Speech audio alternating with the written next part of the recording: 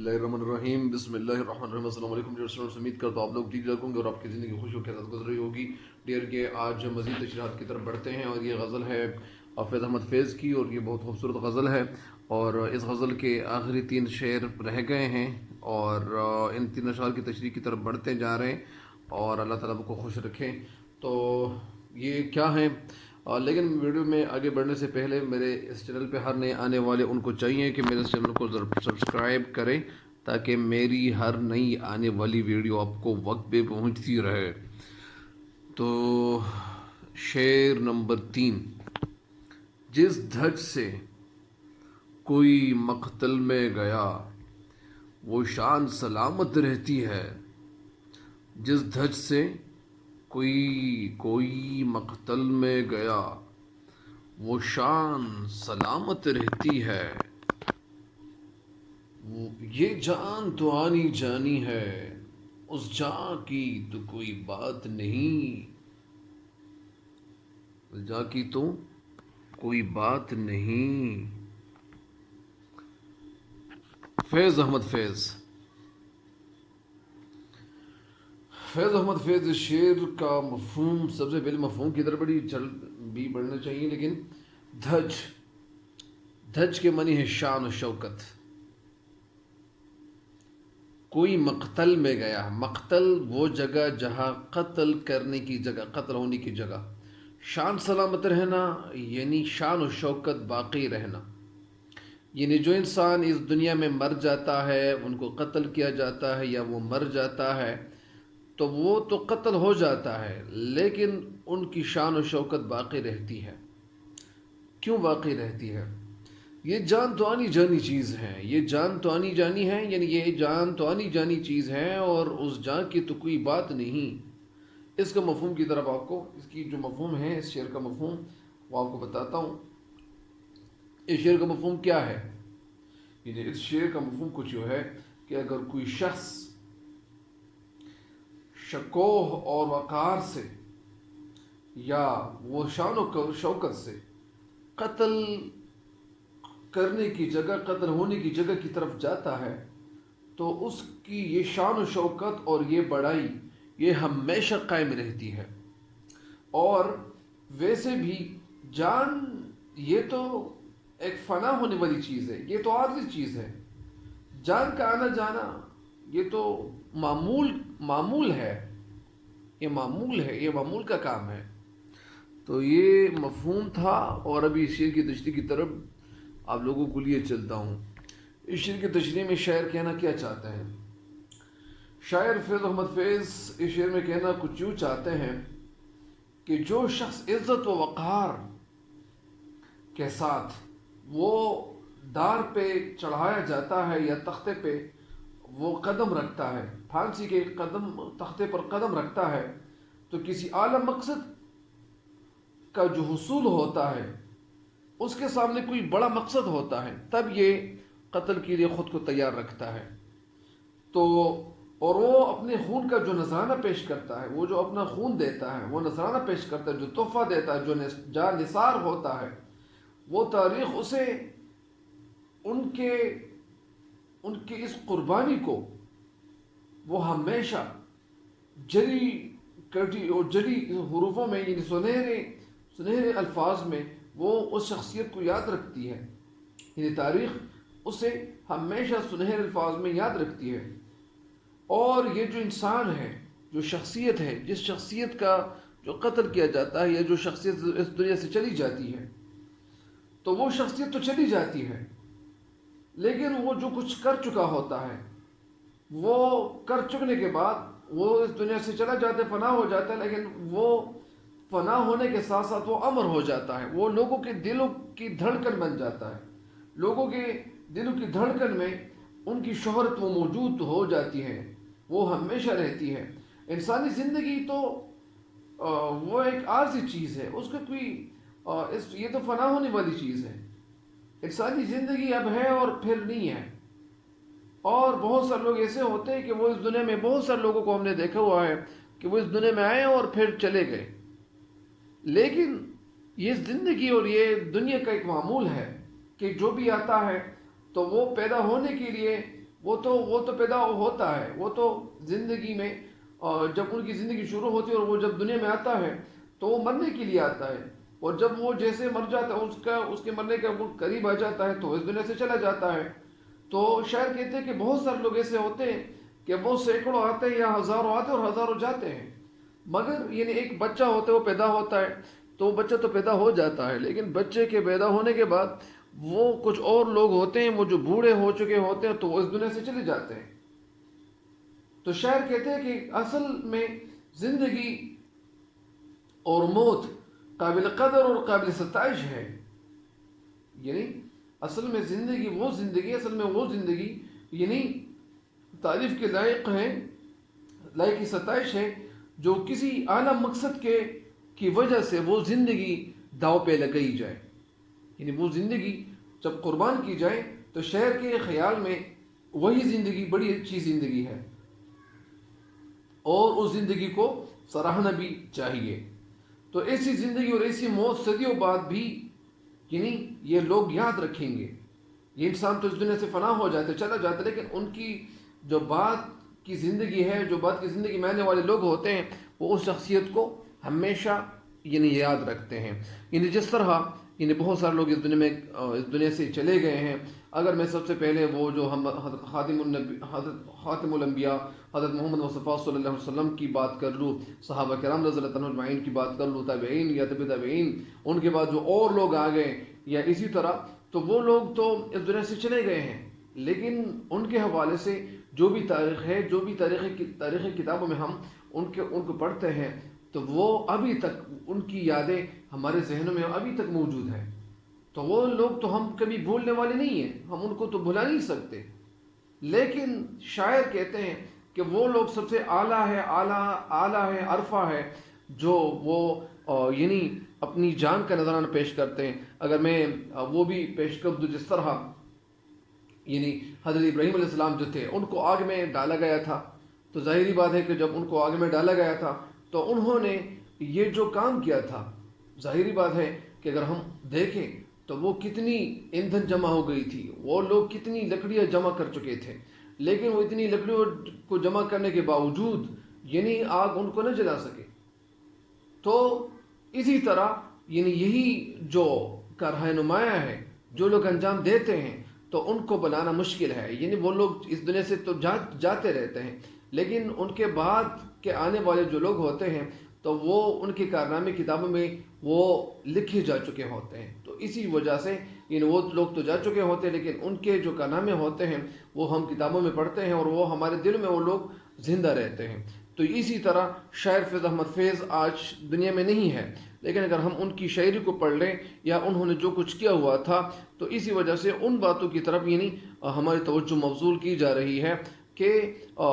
فیض احمد فیض کہتے ہیں کہ یہ جو جان ہے یہ تو آنے والی چیز ہے، آنی جانی چیز ہے، اگر اس جان میں اس زندگی میں کوئی بڑا کارنامہ دکھایا جائے تو وہ کارنامہ کیا ہوگا، وہ شخص اس دنیا سے تو چلا جائے گا، لیکن ان کے کارنامے لوگوں کے دلوں میں یاد رہیں گے۔ تو اسی طرح یہی بات وہ یہاں کہتے ہیں۔ تو وہ کہتے ہیں کہ یہ جان، یہ اس کی جان تو ویسی بھی جانی ہے، یا اس انسان جو دنیا میں آ جاتا ہے تو وہ تو آ جاتا ہے، لیکن وہ اس دنیا سے جانا بھی ان کو چاہیے، وہ جائیں گے بھی، ایسا نہیں ہے کہ وہ ہمیشہ اس دنیا کی زندگی ان کو ملے گی اور وہ ہمیشہ یہاں ہمیشہ رہیں گے، یعنی وہ ہمیشہ یہاں نہیں رہیں گے۔ تو ظاہری بات ہے کہ جو انسان یہاں ہمیشہ رہنے کے لیے نہیں آیا ہے تو جب وہ ویسے بھی وہ اس دنیا سے چلا جائے گا، وہ جب ان کی موت ہوگی تو وہ اس دنیا سے چلا جائے گا۔ لیکن شاعر کہتے ہیں کہ اگر آپ کسی ایسے جذبے کی وجہ سے اگر آپ جان دیں، اگر آپ کی موت کسی ایسے کام کی وجہ سے ہو جائے تو وہ آپ کی زندگی جو ہوگی تو آپ تو جا چکے ہوں گے، لیکن آپ کے کارنامے لوگ یاد رکھیں گے۔ تو یہی شعر، اس شعر میں شاعر یہی کہتے ہیں۔ اگلا شعر ہے میدانی وفا، میدانی وفا کیا نہیں دربار نہیں، میدان وفا دربار نہیں، یا نام و نسب کی پوچھ کہا، عاشق تو کسی کا نام نہیں، کوشش کسی کی ذات نہیں، میدان وفا دربار نہیں، یعنی جو وفا کا جو دربار ہے وہ کیا ہے، میدان وفا دربار نہیں، یعنی یہ وفا کا میدان، اس کو ہم درباری نہیں بنائیں گے، یا ہم درباری نہیں بنا سکتے، یا نام و نسب کی پوچھ کہاں، اور یہاں نام و نسب کے بارے میں پوچھا نہیں جائے گا۔ یعنی وہ لوگ جو عشق کرتے ہیں اور پیار کرتے ہیں، محبت کرتے ہیں، تو محبت کے آگے وہ کیا ہوگا؟ محبت کے آگے، یعنی محبت سے ہم تو درباری والی محبت نہیں بنائیں گے۔ عاشق تو کسی کا نام نہیں، کچھ عشق کسی کی ذات نہیں۔ واہ! اس شعر میں اس کا مفہوم کیا ہے؟ اس کا مفہوم میں آپ کو سب سے پہلے یہ بتا دوں کہ اس کا مفہوم کیا ہے۔ شعر اس کا مفہوم کیا لیتے ہیں؟ محبت کا میدان بادشاہ کا دربار تو نہیں ہوتا ہے، اس لیے یہاں پہ نام و نسب کے متعلق لوگ نہیں پوچھتے ہیں، اور نہ عاشقی کسی خاص شخص تک لمیٹڈ ہے۔ نہ ہم یہ کہہ سکتے ہیں کہ یہ عاشقی اس شخص تک لمیٹڈ ہے، یعنی کسی خاص شخص تک محدود نہیں رکھ سکتے ہم کس چیز کو، عشق کو۔ اور نہ عشق کسی کی ذاتی میراث ہے، یعنی یہ کسی کی ذاتی پراپرٹی نہیں ہے کہ ہم ان کے ساتھ اس کو جوڑے رکھیں، کنیکٹ رکھیں۔ یعنی ہم ان کے ساتھ اگر کنیکٹ رکھنے کی کوشش بھی کریں تو ہم ان کے ساتھ ان کو کنیکٹ نہیں رکھ سکتے۔ یہی شاعر کہنا اس میں چاہتے ہیں۔ اس شعر میں شاعر کہنا یہ چاہتے ہیں کہ عشق و محبت کا جو میدان ہے، اس میں امیر و غریب کے بارے میں بتایا جاتا ہے، اسی طرح بہت سارے لوگوں کے بارے میں بتایا جاتا ہے، یعنی جو عشق کا میدان ہوتا ہے۔ شاعر اس شعر میں کہنا کیا چاہتے ہیں؟ شاعر اس شعر میں کہنا یہ چاہتے ہیں کہ وفا کا میدان کسی بادشاہ وقت کا دربار تو نہیں ہوتا، ہم تو اس کو بادشاہ وقت کا دربار نہیں تصور کریں گے، کہ جہاں انسان کے وہ جو حسب ہے، جو نسب ہے، ان کی جو ایک جو پراپرٹی ہے، اس بارے میں تو لوگ ایک دوسرے کے ساتھ اظہار خیال کریں گے۔ میدان عشق میں وہی سب سے زیادہ اعتبار کے لائق ہے جو اپنی جان پر کھیل جائے، اپنی جان کا نذرانہ پیش کرے۔ مطلب اس کا یہ ہے کہ میدان عشق و محبت میں کسی عاشق سے اس کا حسب نسب نہیں پوچھا جائے گا کہ وہ کس ذات سے ان کا تعلق ہے، کس خاندان سے اس کا تعلق ہے، وہ خاندانی جو سلسلے ہیں ان کے حوالے سے نہیں پوچھا جائے گا، خاص طور پہ یہاں عشق کے میدان میں، بلکہ عاشقی کے لیے وفاداری اور جانثاری سب سے بڑی عظیم شرط ہے۔ لہذا عشق و محبت کے میدان میں کوئی بھی شخص وہ اس میں انٹری کر سکتا ہے، وہ داخل ہو سکتا ہے۔ اس کے لیے اس کی شان و شوکت، عزت اور وقار اور مال و دولت کو یہ سامنے نہیں لایا جائے گا، اور نہ ان سے یہ پوچھا جائے گا کہ یہ کتنا مالدار ہے، کتنا امیر ہے، کتنا دولت مند ہے، اور کتنا زیادہ تعلیم یافتہ ہے، اور کتنا زیادہ ایکسپرٹ ہے۔ لیکن ان کی ایکسپرٹائز کے حوالے سے یا ان کی جو صلاحیت ہے ان کے حوالے سے تو نہیں پوچھا جائے گا، اور نہ ان سے خاندانی یا وراثت کے حوالے سے یا قبیلے کے حوالے سے ان سے نہیں پوچھا جائے گا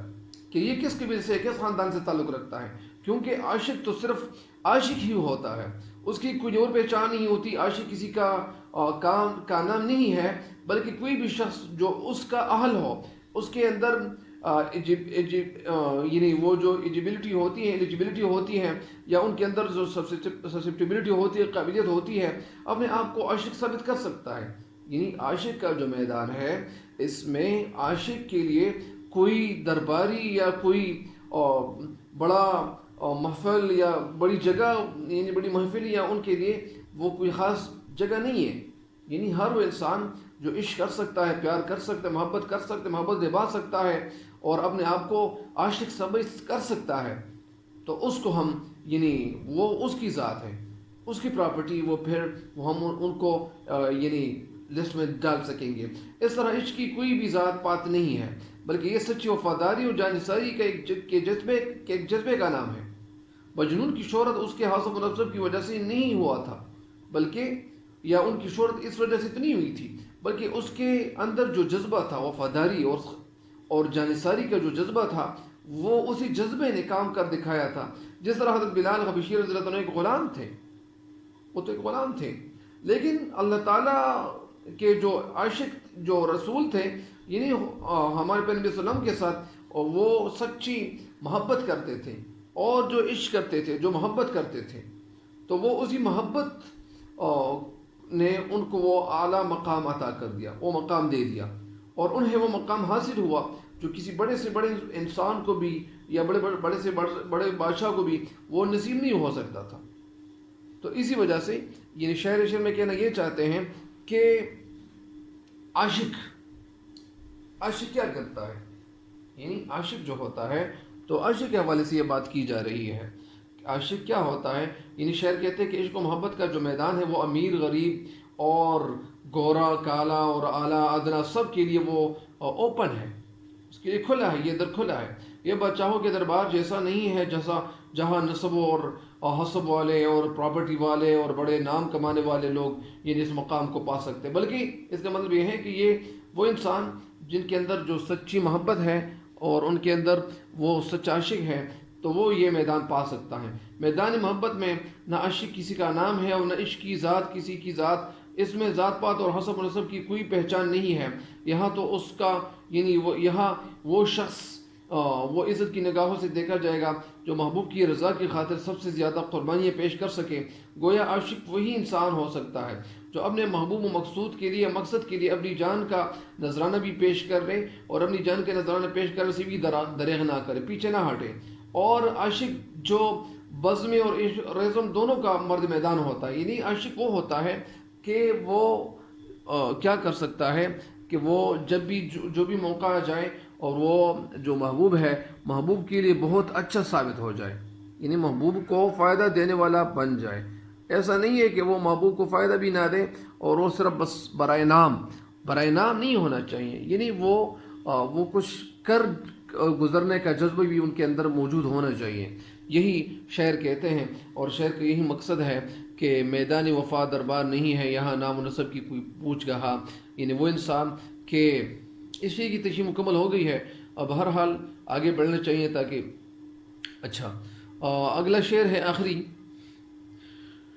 گر بازی عشق کی بازی ہے. لیکن وہ جو شعر جو اوپر اس کا ہم نے وہ جو ہم تشریح کر چکے ہیں تو اس کے حوالے سے اگر ایک شعر دو اگر میں عرض کر لوں کہ کون سے شعر ہونے چاہیے. ایک شعر ہے کہ اتنا ہوں تیری تیغ کا شرمندہ احسان، اتنا ہوں تیری تیغ کا شرمندہ احسان، سر میرا تیرے سر کی قسم اٹھ نہیں سکتا. اتنا ہوں تیری تیغ کا شرمندہ احسان،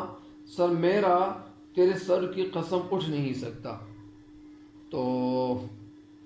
اس شعر کی تشریح تو مکمل ہو گئی ہے اور اگلا آخری شعر ہے. آخری شعر کی طرف بڑھتے ہیں. ایک شعر کے ساتھ ایک شعر اور بھی ہے کہ قیس ہو جو اوپر ذکر کیا گیا، قیس ہو قوما کوہکن ہو یا حالی، قیس ہو کوہکن ہو یا حالی، عاشقی کچھ کسی کی ذات نہیں، عاشقی کچھ کسی کی ذات نہیں. آخری شعر کی طرف بڑھتے ہیں. گر بازی عشق کی بازی ہے جو چاہو لگا دو ڈر کیسا، گر بازی عشق کی بازی ہے جو چاہو لگا دو ڈر کیسا، گر جیت گئے تو کیا کہنا ہارے بھی تو بازی مات نہیں. گر بازی عشق کی بازی ہے. بازی کسے کہتے ہیں؟ بازی کہتے کس چیز کو ہے؟ اچھا، یعنی بازی کھیل میں بازی مات نہیں. بازی مات کا مطلب کیا ہے؟ بازی مات نہیں، گر جیت گئے تو کیا کہنا ہارے بھی تو بازی مات نہیں. بازی مات نہیں کیا معنی ہے؟ کھیل میں شکست نہیں ہوئی، بازی لے جانا، بازی لے جانا یعنی مقابلہ جیت لینا. لیکن بازی مات نہیں یعنی یہاں شکست میں یعنی کھیل میں شکست نہیں ہوئی، تو اس کا مطلب یہی ہے. اچھا، گر بازی عشق کی بازی ہے جو چاہو لگا دو ڈر کے ایسا، گر جیت گئے تو کیا کہنا ہارے بھی تو بازی مات نہیں. اس شعر کا مفہوم کیا ہے؟ اس شعر کا مفہوم کچھ یوں ہے کہ اگر کوئی شخص شان اور وقار سے اور پرشکوہ انداز سے اپنے قتل کی جگہ، اچھا اس شعر کا مفہوم کچھ یوں ہے کہ اگر عشق کا مقابلہ ہو، یعنی اگر بازی عشق کی بازی ہے، جو چاہو لگا دو ڈر کے ایسا، کہ اس کا نثر اور اس کا مفہوم کچھ یوں ہے، اگر عشق کا مقابلہ ہو تو ڈرنا نہیں ہے، سب کچھ داؤ پہ لگا دینا چاہیے، بازی لگا دینی چاہیے، کیونکہ جیت کی شکل میں تیری کامیابی ہے، اور اگر ہار کی صورت میں بھی تو ناکام نہیں ہو جائے گا۔ اگر تو نے یعنی یہ تو ویسے وہ کھیل تو نہیں ہے کہ جس میں اگر آپ ہار گئے تو آپ کی ہار تسلیم کی جائے گی، نہیں، یہاں جو عشق کی بازی ہے، یعنی اس میدان میں اگر کوئی جیت گیا تو اچھی بات ہے، لیکن اگر کوئی ہارا بھی تو اس کو ہم ہارا ہوا نہیں سمجھیں گے، یعنی اس نے وہ ہارا ہوا نہیں ہم کہیں گے ان کو، یہی اس کا مفہوم ہے۔ اس شعر کی تشریح کی طرف آپ لوگوں کو لیے چلتا ہوں۔ اس شعر میں عاشق فیض احمد فیض عاشقوں کی ہمت افزائی اور حوصلہ افزائی کرتے ہوئے کہتے ہیں کہ عشق کے کھیل میں بازی لگا دینی چاہیے، ڈرنا نہیں چاہیے، کیونکہ یہ تو نقصان کا سودا نہیں ہے۔ بازی لگا دینے کا مطلب یہ ہے کہ محبوب کی رضا کے لیے اور بے دھڑک جان دینی چاہیے، یعنی محبوب کی رضا کے لیے، اور انہوں نے ہمیں طلب کیا ہوا ہے، ہمیں بلایا ہوا ہے، اور ہم نے اس کا کام ضرور کر دینا چاہیے تاکہ وہ خوش ہو جائے۔ اگر اس سے محبوب راضی ہو گیا تو یہ تیری جیت ہے، اس سے تیرا مقصد پورا ہو جائے گا، مکمل ہو جائے گا۔ اگر ہار بھی گئے تو یعنی محبوب نے محبت بھری نظروں سے تجھے نہیں دیکھا تو پھر پرواہ نہیں کریں گے، اس کے باوجود ہم پرواہ نہیں کریں گے، کیونکہ جان باہر کے محبوب سے، یعنی یہ جو جان ہے تو محبوب سے تو عزیز نہیں تھی، پیارا جان تو پیارا نہیں ہے، اور ہم نے جان دے کر یہ ثابت کر دینا ہے کہ محبوب کے سامنے یہ جان بے حقیقت ہے، یعنی اس کا مطلب یہ ہے کہ ہم جان ضرور دیں گے، اور ہم محبوب کو خوش رکھنے کی کوشش کریں گے، اور اگر وہ ہماری جان بھی لے لے اور وہ کہیں کہ ہمیں آپ پہ بھروسہ نہیں ہے، اور ہم ان کے بھروسے کے لیے، ہم ان کے اعتماد کو بحال رکھنے کے لیے اگر وہ یہ باتیں کہہ دیں اور ہم یہ کہہ دیں کہ ہماری جان بھی دلی حاضر ہے، تو یہی شاعر کہتے ہیں کہ یہ بات ہمارے لیے کوئی کم بات نہیں ہوگی، ثابت نہیں ہوگی، بلکہ اس کا جو سرد ہے وہ محبوب کی تلوار کا نشانہ بنا ہے۔ اس شعر کی تشریح ایک دفعہ پھر سنیں۔ شاعر اس شعر میں کہنا کیا چاہتے ہیں؟ شاعر اس شعر میں کہنا یہ چاہتے ہیں کہ عشق کو ایک کھیل سے اس شعر میں تعبیر کیا گیا ہے، یعنی یہ بات عام تجربے میں آئی ہوئی بات ہے کہ زندگی میں انسان جو بھی کھیل کھیلتا ہے اور جو بھی مقابلہ کرتا ہے، اس کا مقصد کامیابی اور جیت ہی اس کے سامنے ہوتا ہے۔ زندگی کا کوئی بھی پہلو، کوئی بھی ایسپیکٹ، کوئی بھی ایسا میدان کہ جس میں انسان ہار کر بھی خوشی محسوس کرے، لیکن عشق ایک ایسا کھیل ہے اور جوا ہے کہ جس میں انسان مال و دولت کے علاوہ بازی بھی لگا دیتا ہے، جان کی بھی بازی لگا دیتا ہے۔ اگر وہ جیت گیا تو عشق کے جذبے کی خاطر، محبوب کی محبت کی خاطر اور اس کی دوستی کی خاطر، یعنی یہ سب کچھ وہ جذبہ وہ اس کے لیے نچھاور کرتا ہے، اور یہ خوش نصیب تصور کیا جائے گا۔ اور اگر یہ انسان ہار گیا تو عشق کی جو بلندی ہے، جو اعلیٰ مقام ہے، تو یہ جو کچھ ہار گیا، اور یہ بھی ایک اعزاز سے ان کے لیے کم نہیں تصور کیا جائے گا۔ تو سچا جذبہ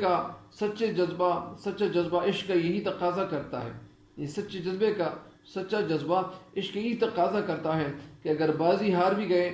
تو کوئی فرق نہیں پڑے گا، کیونکہ عشق کی جو بازی ہے وہ ہارنا بھی جیتنے کے مترادف ہم ان کو تصور کریں گے، یعنی ہارنا اور جیتنا یہ دونوں ہم ایک ساتھ وہ ملا لیں گے۔ اس بارے میں یعنی یہی ایک انوکھی بات کہی گئی ہے،